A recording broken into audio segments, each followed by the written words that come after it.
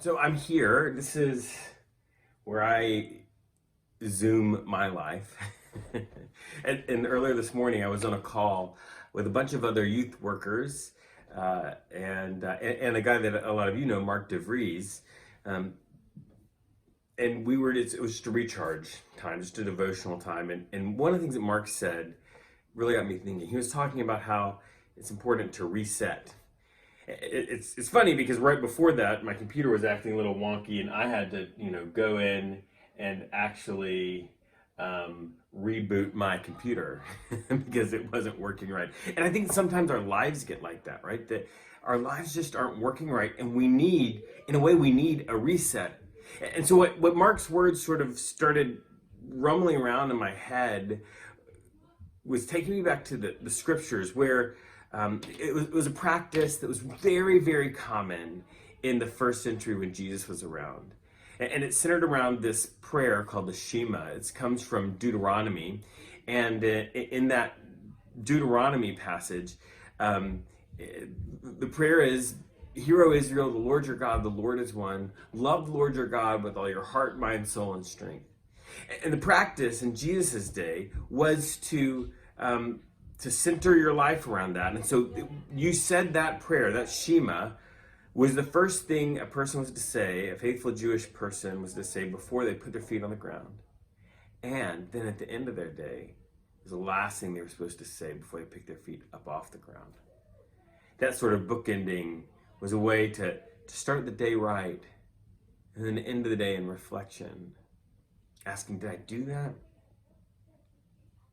So when Jesus is asked, what's the greatest commandment? He actually quotes that.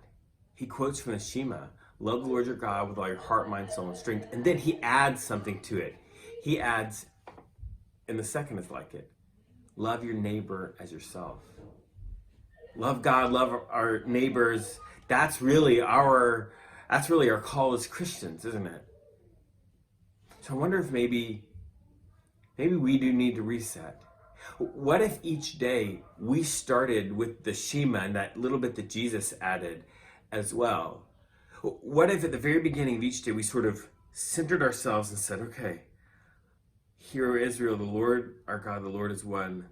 Love the Lord your God with all your heart, mind, soul, and strength. And love your neighbor as yourself. And then we put our feet down on the floor. What if we continued all the way to the end of the day, like they did in the first century, said it again? Love the Lord your God with all your heart, mind, soul, and strength, and love your neighbor as yourself. What if we did that? What if that bookend was a way for us to center ourselves, to sort of reset our own lives? A way to say, okay, today, I'm going to try to love God and love the people around me. And at the end of the day, did I do it? How did I do today? And at the same time, sort of recommitting for the next morning. So that's what I want to challenge you to do.